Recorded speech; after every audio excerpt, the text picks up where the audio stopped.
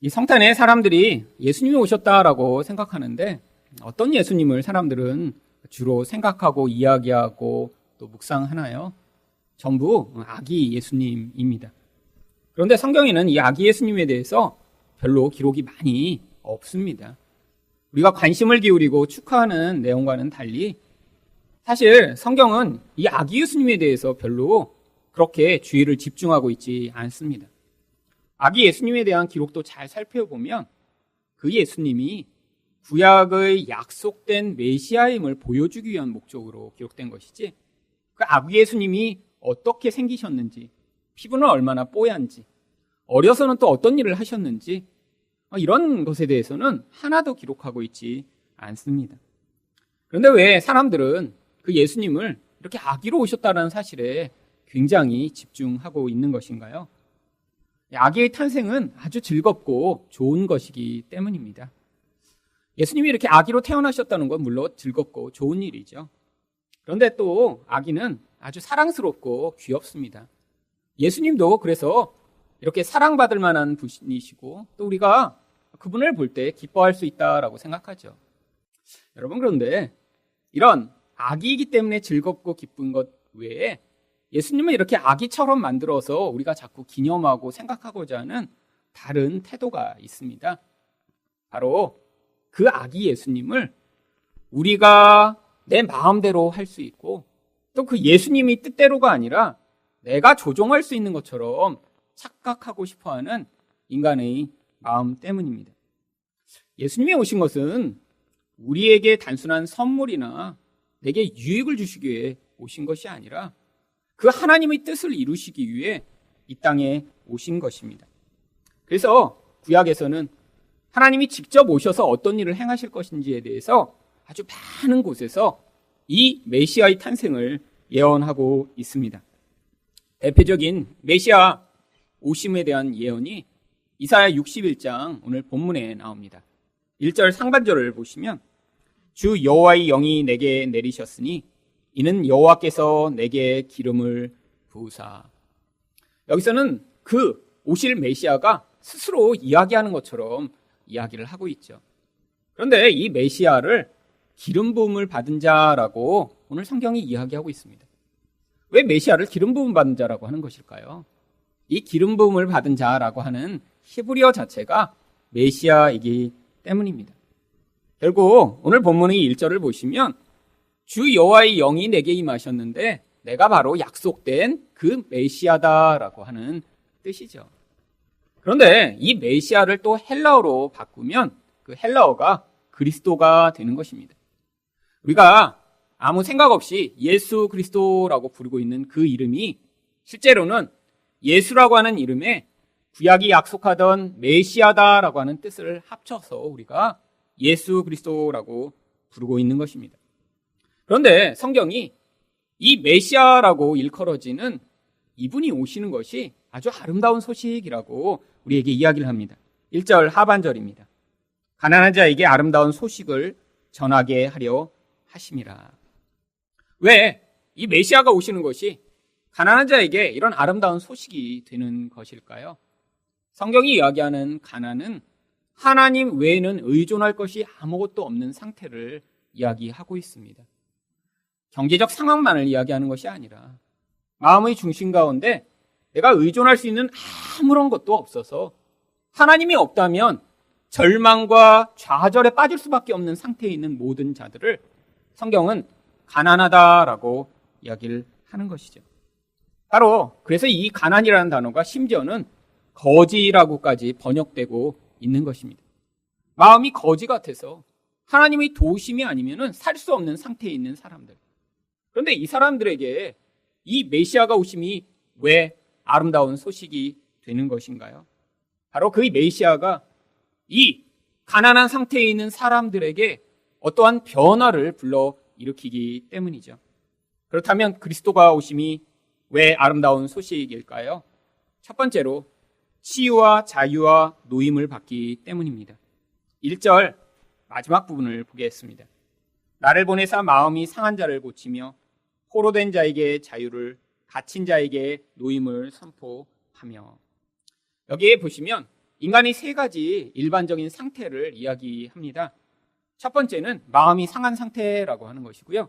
두 번째는 포로된 상태이며 마지막으로 갇힌 상태라고 하는 것입니다. 이것이 모든 인류의 보편적인 상태입니다. 바로 자기가 이렇게 마음이 상해 있고 나는 포로되어 있고 나는 갇힌 자와 같다라고 인정하는 사람들이 바로 가난한 사람입니다. 그런데 이것은 인정해요. 나는 상처 입었어. 나는 내 마음대로 살지 못하고 정말로 나의 인생이 이렇게 굴레짓는 것이 너무 많고 고통스럽다라고 생각은 하지만 그 굴레진 것, 고통을 자기 힘으로 이겨내려고 하는 사람은 가난한 사람이 아닙니다. 이런 사람은 실제로 그런 고통하는 상황 가운데 있지만 교만한 마음을 가지고 살아가는 자들이죠. 그런데 이런 상처 입은 사람, 포로되어 스스로는 해결할 수 없는 상황이 있는데 이것이 나의 힘이 아니라 바로 메시아라고 하는 약속된 분이 오셔야 이 문제에서 나를 구원하실 수 있다라고 생각하는 사람들이 바로 가난한 사람입니다. 이 내용이 나오는 이 마음이 상한 자를 고치며라고 하는 이 마음이 상했다는 게 그런데 도대체 무슨 의미인가요? 이 상하다라고 하는 히브리어는 샤바르라고 하는 단어를 번역한 것입니다. 이 샤바르라고 하는 단어는 원래 그릇 같은 것이 있는데 이제 더 이상 어떤 용도로 사용할 수 없어서 다 깨트려서 부숴버리는 때 사용하는 단어입니다. 그래서 레위기 15장 12절 말씀을 보시면 유출병이 있는 자가 만진 질그릇은 깨트리고, 여기서 이 깨트리다가 바로 마음이 상했다라고 번역되는 샤바르를 번역한 것입니다. 몸에 이렇게 전염병이 있어요. 근데 그 사람이 어떤 그릇을 만지면 이 그릇은 더 이상 사용할 수 없게 되는 거예요. 그래서 용도를 폐기한 상태로 이제 그 목적에 사용할 수 없어서 다 깨트려서 버릴 때 그걸 바로 샤바르라고 이야기를 합니다. 지금도 인도에 가시면 이제 길거리에서 이제 티를 파는 경우들을 많이 보실 수 있습니다. 미역가에 이렇게 국 같은 걸 막 끓여요. 그러다 사람들이 거기서 이제 티를 달라고 하면 이런 질그릇에 이제 티를 컵에 담아줍니다. 근데 그 컵을 마시면 우리처럼 일회용 용기를 쓰는 게 아니라 뭐 이런 도자기 그릇을 사용해요. 그래서 도자기에 티를 담아주는데 그걸 사람이 마시고 나면 어떻게 하냐면 사람들이 그 컵을 바닥에 버려서 깨트려 버립니다. 혹시 딱 떨어졌는데 깨지지 않고 튀어서 멀쩡하면 일부러 밟아서 다 깨트려 버려요. 처음에 제가 인도를 갔을 때는 아주 이상했습니다. 아니 저 멀쩡한 도자기를 왜 깨트리지? 그런데 인건비가 워낙 싼 나라라 거기는 그 일회용 용기보다 그 도자기를 만드는 값이 훨씬 싸대요. 그래서 남이 쓰지 못하도록 워낙 오염이 많은 곳이니까 다 깨트려 버리는 것입니다. 용도가 폐기된 거죠. 이제 한 번 사용하고 나면. 바로 여기서 이 마음이 상하다라는 것이 그런 뜻이에요. 원래 마음의 원래 용도가 있습니다. 그럼 마음의 원래 용도는 무엇인가요? 하나님의 영이 인간의 마음 가운데 임하셔서 그 하나님의 생명에 의해 움직이도록 만든 것이 인간의 마음의 원래 용도예요. 그것이 바로 우리에게 거룩함이 요구되는 목적입니다. 인간의 마음이라는 게 자기 마음대로 살아가도록 만들어진 게 아니에요. 하나님은 인간에게만 바로 이 하나님의 영, 하나님이 인간에게 오셔서 인간과 함께 살아가실 수 있도록 인간의 마음을 아주 특별하게 만들어 놓으신 것이죠. 여러분, 하나님이 천사의 마음 가운데 들어가시지 않습니다. 하나님이 짐승들의 마음 가운데 들어가실 수가 없어요. 근데 인간의 마음만이 바로 하나님의 영을 담을 수 있는 그릇처럼 만들어 놓으셨습니다. 그런데 무슨 일이 벌어졌나요? 이 마음이 바로 죄로 오염이 되었습니다. 마치 물을 마셔야 되는데 여기 오물이 들어가서 마실 수 없는 상태가 돼버린 것이죠. 이게 바로 상한 마음의 상태가 된 것입니다. 여러분, 마음이 상하면 반드시 결과가 나타나게 되어 있습니다. 인간의 마음은 그 안에 있는 담겨진 것을 표출하는데 하나님의 생명이 담기지 않으니까 그 안에 더럽고 부정한 것이 가득하며 모든 인간은 마음 안에서 나오는 모든 더러운 악에 의해 오염당하고 고통당하는 인생이 됐죠. 여러분, 그래서 인간 마음이 그렇게 외롭고 불만족하고 불행하고 분노하고 미워하는 모든 악이 표출된 것입니다. 여러분, 아이들을 키워보시면 여러분 아실 거예요.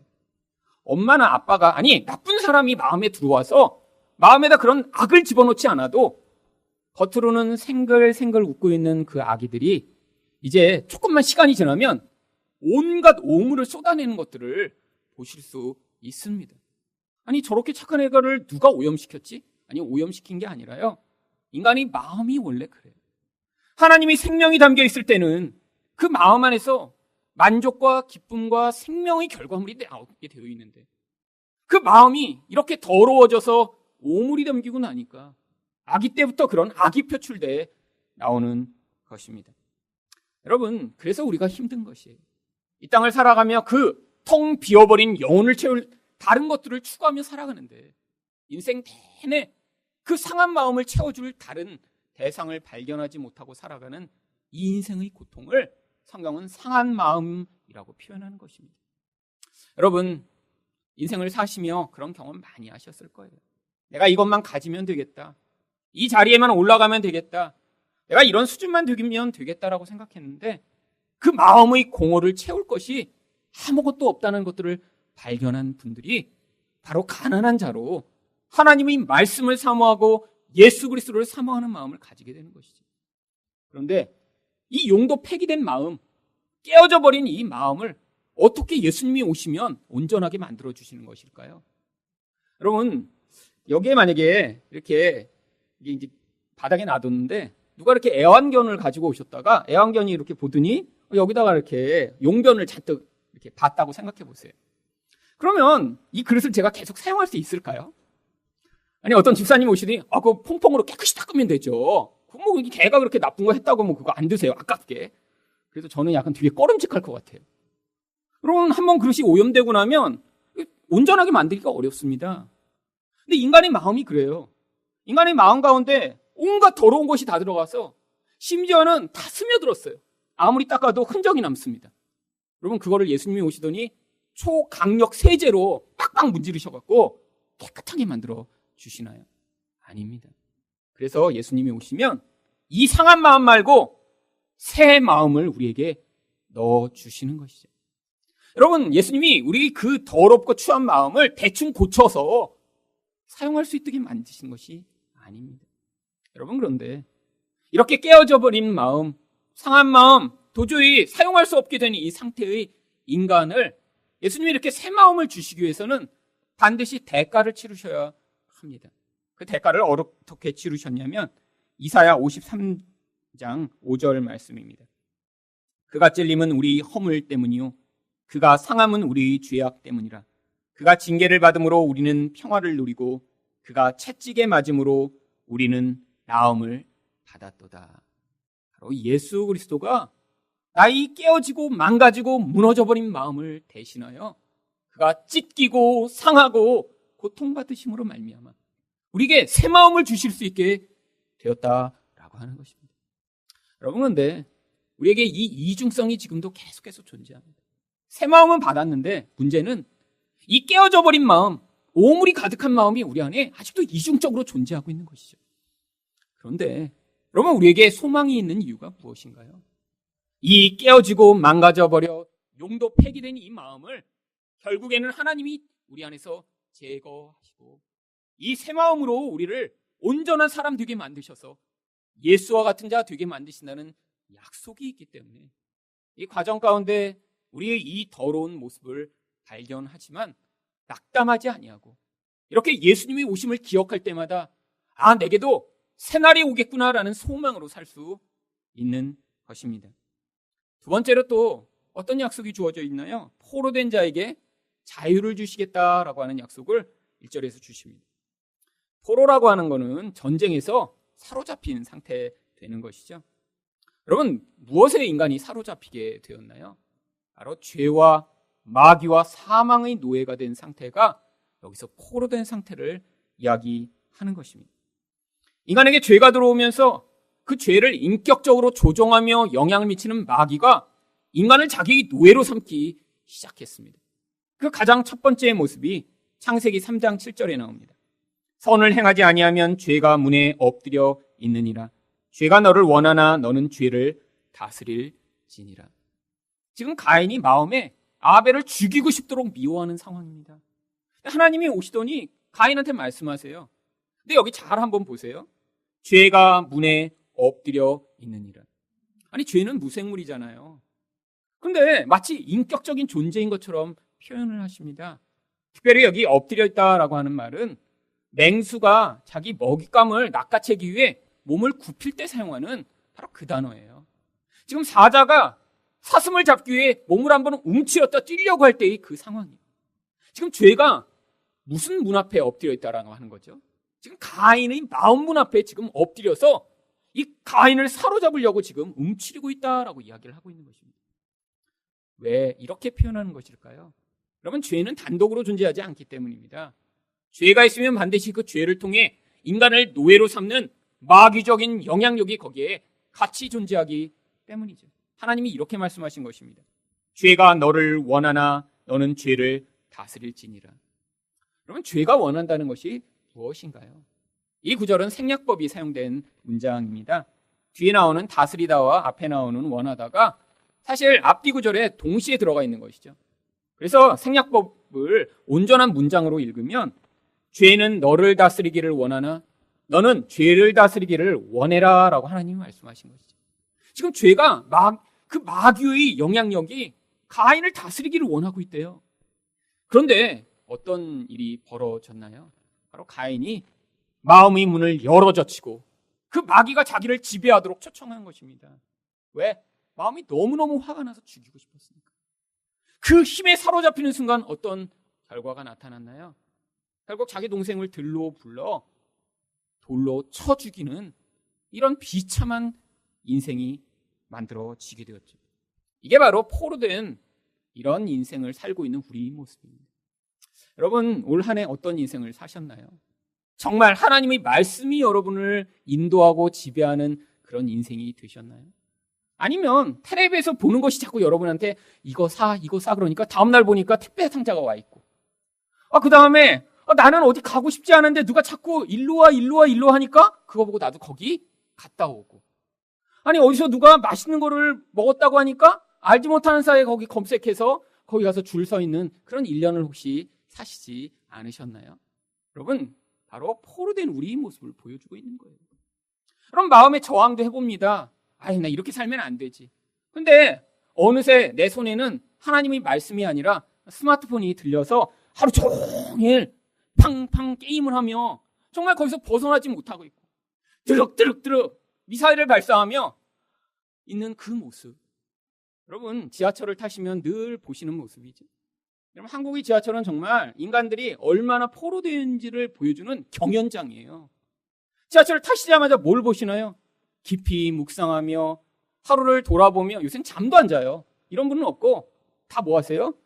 다 스마트폰에 고개를 쳐박고 스마트폰이 주시는 그 계시의 말씀을 하나라도 놓칠까 봐 목매달고 있는 이 인류의 모습이에요. 여러분, 이게 바로 포로된 상태죠. 쾌락에 포로되어 있고 재미에 포로되어 있고 영적인 어두움에 포로돼서 결국 세상이 이끄는 대로 살 수밖에 없는 이 인간의 모습이에요. 여러분, 그런데 예수님이 여기서 우리를 어떻게 자유케 하신다는 것이죠. 여러분, 포로되어 있는 자는 그냥 풀려날 수 없습니다. 누군가에게 포로가 되면 반드시 뭐가 필요한가요? 그 포로를 사올 수 있는 몸값이 필요한 것이에요. 그래서 성경에서 우리를 마귀에게 포로되어 있는데 이 몸값을 치르고 우리를 구속하셨다라는 의미로 바로 속량하였다라고 하는 표현을 사용하고 있는 것입니다. 고린도서 1장 14절을 보시면 그 아들 안에서 우리가 속량 곧 죄사함을 얻었도다. 여러분, 여기 나오는 이 속량이라는 단어가 우리는 스스로 값을 치를 수 없어요. 내가 포로되어 있으니까요. 그런데 예수님이 자기 몸값으로 우리를 사시고자 우리를 그 마귀로부터 구출해내시고 자기가 대신하여 그 마귀 포로가 되셔서 십자가의 죽임을 당하셨음을 보여주고 있는 것입니다. 아니, 이렇게 예수님이 우리를 속량하셨다면서 우리 인생 가운데는 왜 아직도 이렇게 포로된 모습이 자주 나타나는 것인가요? 여러분, 너무 오랫동안 마귀와 세상의 노예된 삶을 살아서 예수를 믿었지만 아직도 내 본성과 본질의 그 습관이 우리를 인도해 나가는 것입니다. 여러분이 만약에 30년을 이런 마귀의 노예로 사셨으면 그 마귀의 노예된 삶을 벗어나는데 또 다른 30년이 필요한지도 모릅니다. 아니, 인생의 목표가 내가 세상에서 제일 높아지고 경쟁에서 모두를 뛰어넘는 그런 높은 사람이 되는 거로 20, 30년을 살았어요. 어느 날 근데 허무함을 깨닫습니다. 아, 이렇게 높은 자리에 올라와도 별것 아니네. 그럼 그날부터 그 모든 것들을 당장 버리고 단번에 자유를 누리는 삶을 살 수 있나요? 아닙니다. 모든 중독된 것, 모든 우리를 영적으로 사로잡은 것은 내가 그것에 중독된 기간만큼의 벗어나는 그런 과정이 필요한 것이죠. 그리고 우리 인생 가운데 그래서 내가 이렇게 마귀적 영향력이 내 영혼에 강력한 만큼 하나님의 은혜가 임해도 그 은혜로 말미암아 내 본질이 바뀌는데 시간이 많이 걸리는 것입니다. 하나님이 이것들을 또 허용하시는 목적이 있어요. 왜요? 이 은혜가 얼마나 감사하고 고마운 것인가를 우리 인생을 깨닫도록 하셨어요. 이렇게 노예된 상황, 이렇게 중독되어 있는 모습이 얼마나 비참한 것인가. 그래서 나는 도저히 이 중독으로부터 벗어날 수 없는 자임을 깨닫게 하시고 거기에서 구원하신 하나님을 찬양하도록 만드시기 위한 과정인 것입니다. 마지막으로 또 갇힌 자에게 노임을 선포한다라고 말합니다. 여기는 마치 갇히다는 게 어디 감옥에 갇힌 것 같은 상황을 표현하는 것 같은데 이 표현이 또 다른 의미로는 눈이 멀다라고 하는 뜻이기도 합니다. 노임을 선포한다는 게 그래서 다른 말로는 못 보던 자가 보게 되었다라고도 번역할 수 있는 표현입니다. 그래서 이 이사야 말씀을 예수님이 신약성경 누가복음에서 인용하실 때는 누가복음 4장 18절에 이 똑같은 구절을 여기서는 이렇게 번역하고 계십니다. 눈먼 자에게 다시 보게 함을 전파하며. 신약성경은 헬라어로 기록되어 있기 때문에 이 구약의 히브리어의 의미 가운데 바로 눈이 닫히다, 눈이 열리다라는 표현으로 갇힌 자가 노임을 받게 한다는 표현보다 눈먼 자가 눈을 뜬다라고 하는 표현으로 다시 번역을 한 것이죠. 여러분, 왜 우리를 다 눈 뜨고 있는데 눈먼 자라고 이야기를 하나요? 바로 우리가 원래 영적으로 다 어두워져서 하나님의 그 영적인 세상을 받아들이거나 누리지 못하고 마치 장님인 것처럼 사는 자들이기 때문입니다. 근데 예수님이 오셔서 어떤 일을 행하셨나요? 사도행전 26장 18절 말씀입니다. 그 눈을 뜨게 하여 어둠에서 빛으로 사탄의 권세에서 하나님께로 돌아오게 하고.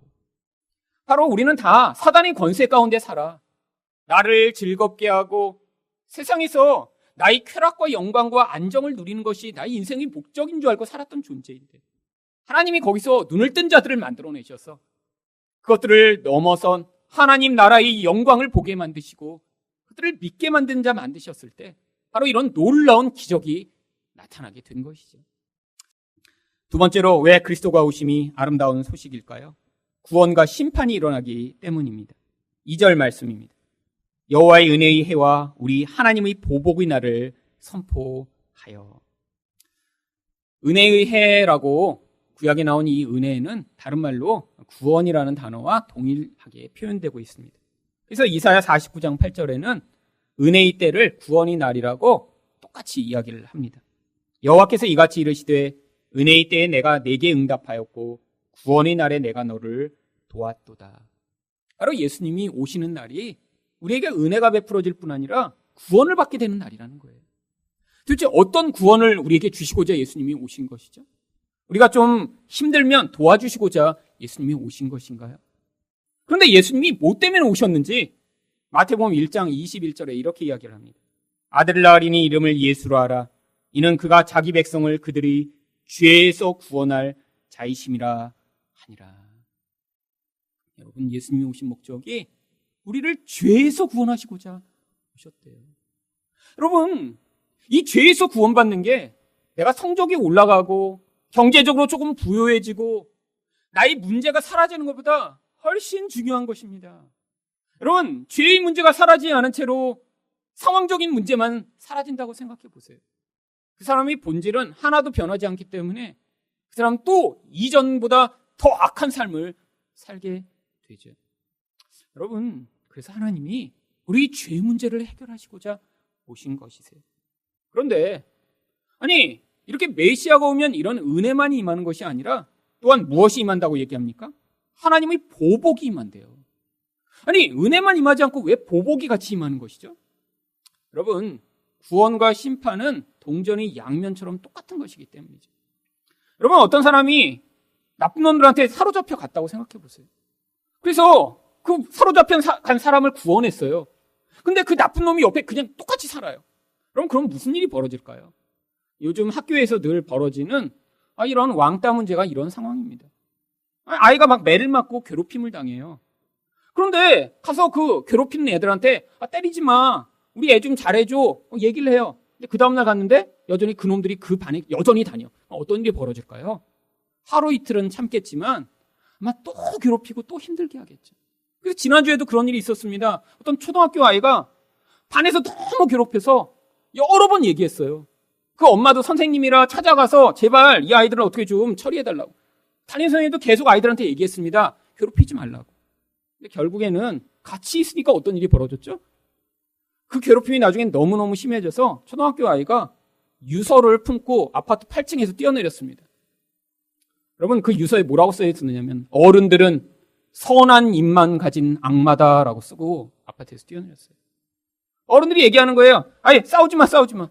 문제 있으면 얘기해. 내가 돌봐줄게. 하지만 실제적인 상황에 그 악마 같은 놈들이 계속 괴롭히는데 벗어날 수가 없는 거죠. 여러분, 그래서 심판이 반드시 필요한 것입니다. 여러분, 하나님이 우리를 구원해 주셨다고 생각해 보세요. 그런데 여전히 뭐가 우리 주변에 존재하죠? 죄가 있습니다. 마귀가 있어요. 사망의 문제가 여전히 존재해요. 여러분, 이것들이 그대로 있는 채로 우리만 구원하셔서 문제가 해결될까요? 더 큰 문제가 있습니다. 여러분, 우리를 죄에서 구원하시는데 문제는 그 죄가 우리 안에 있거든요. 옛사람이란 모습으로 우리 본질과 나의 인격을 형성하며 우리 안에 존재합니다. 그러니까 하나님이 단순히 오셔서 예수로 말미암아 우리를 구원하시는데 우리의 죄의 문제를 해결하시지 않고는 우리는 다시 이전의 모습으로 돌아갈 수밖에 없는 것입니다. 여러분, 그래서 인생 가운데 어떤 심판이 일어나나요? 바로 하나님이 신명기 32장 41절에 어떻게 보복하실지를 이렇게 말씀하고 계십니다. 내가 내 번쩍이는 칼을 갈며 내 손이 정의를 붙들고 내 대적들에게 복수하며 나를 미워하는 자들에게 보응할 것이라. 하나님이 이런 강력한 능력으로 반드시 원수들에 대해 심판하신대요. 그런데 많은 사람들이 사실 이 세를 살아가며 하나님이 심판이 임하지 않는 것처럼 생각하게 됩니다. 아니, 제 주변에도 정말 심판 당했으면 좋겠는 그런 사람들이 가끔씩 있어요. 그런데 그런 사람일수록 더 승승장구합니다. 절대 심판이 안 임하는 것 같아요. 그러니까 그 악한 인간들은 한 번, 두 번 나쁜 짓 하다가 괜찮네? 그러니까 더 나쁜 짓을 계속하는 거예요. 여러분, 이런 현실을 그럼 어떻게 이해해야죠? 하나님이 지금 이렇게 메시아가 오시면 심판하신다며 아니, 왜 주변에 이렇게 악한 놈들은 여전히 심판받지 않는 것인가요? 그래서 예수님이 뭐라고 말씀하셨냐면 요한복음 9장 39절입니다. 예수께서 이르시되 내가 심판하러 이 세상에 왔으니 보지 못하는 자들은 보게 하고 보는 자들은 맹인이 되게 하려 함이라. 아니, 이게 심판이래요. 어떤 심판이요? 마치 우리들처럼 옛날에는 눈에 보이는 것이 전부라고 생각하던 사람들, 하나님을 알지도 하나님을 의존하지도 않던 자들. 아니, 그런데 그 이유가 보지 못해서 그래요. 그런 분이 계시다는 것, 그분이 얼마나 강력하신 분이신가, 그분이 사랑이 무엇인가 알지 못해 우리가 그렇게 살았는데, 그럼 보지 못하던 자들 가운데 가난한 마음을 가진 자들을 하나님이 불러일으켜서 바로 그들의 눈을 뜨게 만드셔서 이제는 보지 못하던 것들을 보게 만드시는 놀라운 구원이 있지만, 반면에 나는 이미 보고 있어, 나는 똑똑해, 나는 내 인생을 내가 주장할 수 있어, 나는 모든 것들을 다 알아, 아니 하나님에 대해서도 이런 분이겠지 라고 스스로 착각하고 살아가는 사람들 가운데는 오히려 그들이 눈이 본다라고 착각하는 자들이 눈을 막아버리셔서 결국은 그들이 그 어둠 가운데 영원한 멸망에 처하도록 만드시는 것이 예수가 주시는 심판이라고 하는 것입니다. 여러분, 심판이 우리가 원하는 대로 임하지 않아요. 하나님은 마지막 때에 그 심판을 지금 예비하고 계십니다. 그 심판 반드시 임할 거예요. 하지만 지금은 심판이 어떤 방식으로 일어난다고요? 우리가 눈으로는 확인할 수 없을지라도 예수를 만나지 못하게 만드는 심판으로, 하나님의 영원한 약속을 받아들이지 못하게 만드는 심판으로, 자기 죄에 매여 있지만 그게 죄라고 깨닫지 못하는 그런 상태에 머물러 있는 심판으로 지금 심판이 임하고 있는 것입니다. 여러분 가운데도 이런 심판을 받을 수밖에 없는 자들이었는데 하나님의 은혜로 말미암아 눈이 열려 예수 그리스도를 구원자로 여러분이 믿게 되신 것, 이게 얼마나 감사한 일인지 바로 이것들을 깨달은 분들에게 이 크리스마스는 정말 복되고 아름다운 날인 것입니다. 마지막으로 왜 예수 그리스도가 오심이 아름다운 소식일까요? 기쁨과 영광을 얻기 때문입니다. 2절 하반절부터 3절 상반절까지 말씀을 보겠습니다. 모든 슬픈 자를 위로하되 무릇 시온에서 슬퍼하는 자에게 화관을 주어 그 죄를 대신하며 기쁨의 기름으로 그 슬픔을 대신하며 찬송의 옷으로 그 근심을 대신하시고. 여기에 슬픔과 근심과 모든 고통의 그런 반응들이 나옵니다. 근데 이게 다 변화된대요. 사실 우리 인생이 어떤 인생인가요? 여러분 인생을 이렇게 돌아보시니까 인생에 즐거운 일이 많으셨나요? 힘들고 슬픈 일이 많으셨나요? 사실 슬프고 힘들고 수고로운 일들이 훨씬 더 많습니다. 성경도 똑같이 이야기를 하고 있습니다. 시편 90편 10절 말씀을 보시면 우리 연수가 70이요 강건하면 80이라도 그 연수의 자랑은 수고와 슬픔 뿐이요. 여러분 나이가 들어가면서 깨닫게 되는 거예요. 그러면 얼마나 많은 수고가 있어야 자녀 한 명이 길러지나요? 여러분 자녀 낳을 때만 솔직히 기쁩니다. 그리고 그 기쁨이 한 1년 정도까지 그냥 가다가 말아요. 그러다음부터는 뭐만 있어요? 수고와 슬픔은 계속 있어요. 그럼 그게 인생이에요. 결혼도 똑같죠? 결혼 준비할 때가 제일 기쁘고 결혼하고 나면 3개월? 아니 조금 긴 분들은 6개월? 진짜 천생연분이라 너무 길다 하는 분들이 1년. 그럼 그 다음은 뭐만 있나요? 수고와 슬픔이 가득한 게 결혼입니다. 그럼 그게 인생이에요. 근데 예수님이 무슨 약속을 주셨죠? 메시아가 오시면 이 슬픔에서 우리를 벗어나게 해주신대요. 근데 왜 우리가 슬픈 걸일까요? 슬픔에 대한 제가 책을 찾아봤습니다. 인간은 왜 슬픈 건가 도대체? 그랬더니 뭐 이걸 연구해서 알았다고 하기는 조금 그런데 책이 그렇게 써놨더라고요. 슬픔에 4가지 중요한 원인이 있대요. 첫 번째, 뭐가 너무 열망하고 너무 원하는데 그걸 갖지 못할 때 슬프대요. 그렇죠? 애들한테 이렇게 크리스마스 선물 안 준다고 할 때 애들 슬퍼하죠. 그 다음에 이렇게 사탕, 네 사탕 아빠가 어제 밤에 다 먹어버렸어. 그러면 인터넷에 그런 영상이 있습니다. 그리고 할로윈이 지난 다음에 아이들한테 이렇게 카메라를 비치며 네 사탕 아빠가 어제 다 먹었어. 그럼 애들이 딱 어떻게 하냐면 우악! 다 물어요. 그리고 막 아빠를 향해 막 주먹질하는 애들도 있고요. 인성이 막 다 튀어나옵니다. 대부분은 막 충격을 받아 울어요. 또 왜 슬픈 줄 아세요? 내가 이제 더 이상 할 수 있는 것이 없다라는 절망에 빠질 때 인간은 슬프대요. 그런 것 같아요. 정말 아무것도 할 수 없구나 이젠. 이런 절망적인 때. 또 미래가 너무너무 불안하면 슬프대요. 맞는 것 같아요. 마지막으로 나의 생각과 틀로는 받아들일 수 없는 충격적 사건이 벌어질 때 슬프대요. 여러분 근데 이 모든 것에 다 포함되는 경우가 있습니다. 무엇인 줄 아세요? 죽음이라고 하는 것입니다. 여러분 죽음은요, 내가 더 살고 싶거나 아니 내 가까운 사람을 더 같이 보고 싶은데 그가 사라지게 될 때, 또 죽는 것을 어떻게 막을 수가 없잖아요. 절망적입니다. 아니 그리고 누가 죽고 나면 그 미래가 어떻게 돼요? 불안하죠. 또한 가까운 사람의 예상치 못한 죽음은 너무 큰 절망이에요.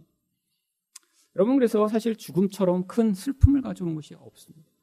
그런데 예측하지 못한 가까운 사람의 죽음은 더 큰 고통과 상처를 가져옵니다.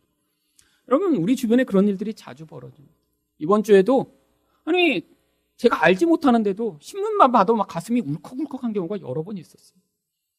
여러분 신생아실에 이렇게 지금 중환자실에 있는 아이들을 어떤 아이들일까요? 그 아이들을 얼마나 얻기 어려웠을까요? 여러분 중환자실에 들어가는 아이들, 인큐베이터에 있는 아이들은 대부분 부모들이 아이를 잘 낳지 못해서 노산이거나 아니면 이런 자연분만이 잘 안 되니까 특별히 시술을 받아서 오랫동안 어렵게 낳은 아이들이 대부분입니다. 근데 그 아이들이 감염이 돼서 그냥 죽어버렸어요. 제대로 키우기도 전에, 아니 안아보기도 전에 애가 죽었어요. 그럼 그 부모의 마음이 어떨까요? 아니 그리고 여러분 목욕하러 갔다 그렇게 다 죽어버렸어요. 심지어 어떤 집은 할머니, 엄마, 딸까지. 여러분 그 가족이 어떤 마음일까요? 아니 그 정말 자기 아내와 딸과 장모님을 한 번에 잃어버린 그 아빠의 마음은 어떨까요? 그러면 인간이 그 슬픔을 도와주거나 어떻게 막을 수 없습니다. 이건 슬픔의 차원을 넘어서는 너무너무 큰 고통이며 아픔이겠죠. 여러분, 인생 가운데 이런 일들이 우리에게 반드시 닥치게 됩니다. 여러분, 죽음이요, 아무리 애쓰고 노력해도 죽음을 피할 수 있는 존재가 없어요. 누군가 다 나보다 먼저, 아니 내가 먼저 가며 누군가에게 고통과 슬픔을 안기게 되어 있습니다. 여러분, 그런데 우리가 이 슬픔, 인생의 이 수고를 어떻게 이겨낼 수 있나요? 그럼 바로 예수 그리스도가 이 죽음에 대한 궁극적 답을 주시기 때문에 우리에게 완전히 낙심하고 절망하고 포기하지 않을 수 있는 이유가 있는 것입니다. 여러분, 그래서 베드로전서 1장 3절이 무엇이라고 얘기하나요? 우리 주 예수 그리스도의 아버지 하나님을 찬송하리로다. 그의 많으신 긍휼대로 예수 그리스도를 죽은 자 가운데서 부활하게 하심으로 말미암아 우리를 거듭나게 하사 산 소망이 있게 하시며. 예수님이 부활하신 게 우리에게 살아있는 소망이래요. 여러분, 이 소망이 없이 우리에게 있는 이 슬픔의 일들, 고통스러운 과정을 어떻게 이겨낼 수 있나요? 사랑하는 사람들을 떠나보내고 인생에 닥치는 고난의 순간마다 내가 해결할 수 없고 미래가 불안해질 때 이 슬픔이 가져오는 파괴적인 고통을 우리 힘으로는 이겨낼 수 없는 것이 인생입니다. 그런데 우리에게 이 예수님이 오심이 어떤 약속이 있는 것인가요? 지금 이 땅에선 이렇게 슬퍼도 눈물을 흘릴 때가 분명히 있죠. 고통하며 절망 가운데 가슴을 칠 때가 있죠. 회복할 수 없고 내 힘으로 아무것도 하지 못해 절망하는 경우가 있지만 하나님이 반드시 이 모든 것들을 회복시키시고 다시는 울지 않아도 되는 그날, 다시는 그 고통이 우리를 파괴하지 않는 그날을 우리에게 주실 약속이 있는 것입니다. 왜요? 예수 그리스도가 그 죽음을 깨뜨리시고 부활하셨기 때문입니다. 그래서 요한계시록 21장 4절이 이렇게 이야기합니다. 모든 눈물을 그 눈에서 닦아주시니 다시는 사망이 없고 애통하는 것이나 곡하는 것이나 아픈 것이 다시 있지 아니하리라. 여러분, 예수님이 오심이 단순히 아기로 오셔서 우리에게 선물이 되는 것 어머, 바로 우리에게 이 죽음을 이길 힘을 주시는, 모든 슬픔을 이겨낼 수 있는 궁극적 소망의 일을 주시기 때문에 우리에게 기쁨이 되는 것이죠. 여러분, 그뿐은 아닙니다. 3절 하반절을 보시면 메시아가 오심이 어떤 약속이 주어지는지 이렇게 얘기합니다. 그들이 의의 나무 곧 여호와께서 심으신 그 영광을 나타낼 자라 일컬음을 받게 하려 하심이라. 여러분, 이스라엘 백성은 지금 포로되어 바벨론에 끌려간 상황입니다. 모든 영광을 잃어버리고 수치스럽게 된 것이죠. 여러분, 적군이 들어와서 이스라엘 백성들을 다 포로로 만들었을 때 어떤 일을 했을까요? 대부분의 여자들은 다 강간을 당했을 것이고요. 아니, 귀족으로 살고 떵떵거리며 살던 모든 남자들은 죽임을 당하거나 다 노예가 되어 사슬에 붙들려 끌려갔을 것입니다. 나라는 다 황폐하게 됐어요. 아름답던 궁궐과 집들이 다 불에 탔고요. 정말 이전의 영광을 찾아볼 수 없는 그런 흉측한 모습이 되어버렸습니다. 근데 그게 바로 우리의 모습이라는 거예요. 원래 인간은 하나님과 방불할 만한 그런 아름다운 존재입니다. 하나님의 지혜를 가진 자였고요. 하나님의 통치권을 가지고 세상을 통치하는 아름다운 자인데 그 영광스러운 하나님의 영이 떠나자 이거는 가장 수치스럽고 부끄러운 존재로 전락되고 말하지. 그런데 메시아가 오시면 무슨 일이 벌어진다고요? 다시 영광이 회복된다. 아니, 어떻게 영광이 회복되는 것인가요? 바로 우리에게 그 영광의 영이신 성령을 주셨어요. 바로 그 영의 인도함 받는 사람이 인간이 원래 회복해야 될 모습으로 살아갈 수 있도록 만들어주신 것, 그게 바로 하나님의 영광의 회복의 약속인 것입니다. 여러분, 영광이 무엇인가요? 하나님의 모습이 드러나는 것입니다. 근데 무엇이 하나님의 모습이죠? 우리를 사랑하시고자 원수된 자까지도 사랑하여 희생하시는 모습이 하나님의 모습이세요. 오래 참으시는 그 모습이 하나님의 모습이세요. 자기 유익을 굳이 아니하고 우리를 위해 헌신과 사랑으로 대하시는 모습이 하나님의 모습이세요. 근데 이런 모습이 누구에게만 나타난다고요? 바로 이렇게 성령을 받은 자, 영광이 회복될 메시아를 그리스도로 받아들이는 자에게만 나타나는 것입니다. 그래서 에베소 1장 13절과 14절은 성령이 이런 영광의 보증으로 오셨다라고 이렇게 이야기를 합니다. 그 안에서 또한 믿어 약속의 성령으로 인치심을 받았으니 이는 우리의 기업의 보증이 되사 그의 영광을 찬송하게 하려 하심이라. 여러분 안에 성령이 계신가요? 그 성령으로 말미암아 보지 못하던 그 하나님 나라의 영역을 보고 계신가요? 성령이 이끄신 대로 말씀을 받아들이고 그 말씀을 믿게 되셨나요? 그 성령이 여러분에게 죽음을 이길 그런 담대함과 약속을 소망으로 주고 계신가요? 여러분의 삶 가운데 이전에는 보일 수 없었던 그 자기중심성에서 벗어나 이제 사랑하는 일, 나를 내려놓는 일, 이제 용서할 수 없는 자들을 용서하게 만드는 그런 일들을 행하고 계신가요? 그게 바로 지금 여러분 안에 예수 그리스도가 오셔서 행하시는 놀라운 복과 영광을 보여주고 계신 것입니다. 이 성탄절 바로 예수님이 오심이 이런 복된 소식이 되시는 그런 가난한 마음을 가진 여러분 되시기를 예수 그리스도 이름으로 축원드립니다.